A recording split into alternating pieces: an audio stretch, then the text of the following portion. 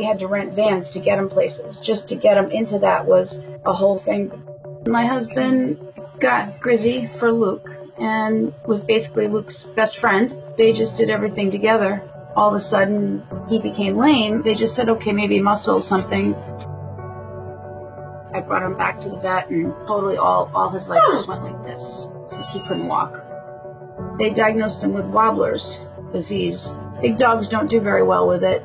We took a chance, and they had the surgery. They told us Grizzy would walk out of there, and he came out on a gurney. He was totally a quad. And that's where Grizzy's journey began, and we started from square one, just trying to figure out how we're going to move this 160 pounds of dead weight. He wound up being in the living room, and we had to buy another hoist that people have for nursing homes. Little by little, we tried, and it was pretty difficult. Oh boy. Okay, buddy.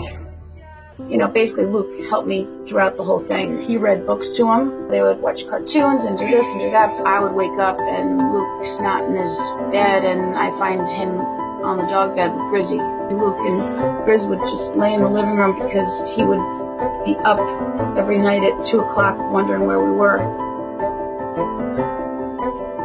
The vet says that if they don't walk after 4 months, they're not going to. And it was at the 4-month mark. But Grizzy hadn't given up, and we weren't going to either. Thankfully, in July, we found this place that they decided to take him. When I got him up there, the folks have said, you know what, we'll give it a try. I know, it sucks, but you know what? You gotta walk, Bubba. They were miracle workers. They truly loved him. I mean, everybody in that place wanted to get my dog to walk.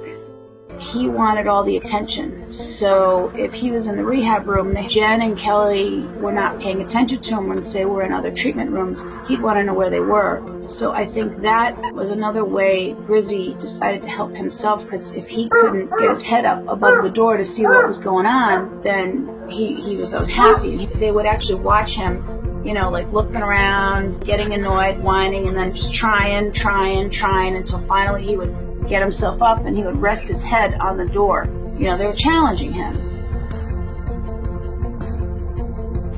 Luke and I went up and visited him a lot. He just always couldn't wait to get home from school. He didn't want to do anything on the weekends except hang out with Grizzy. I love Grizzy. They weren't giving up on him. He wasn't giving up on us. Grizzy, come on. Let's go, Bub. Good boy. Good boy. We're good. 3 days before Christmas, he started to walk.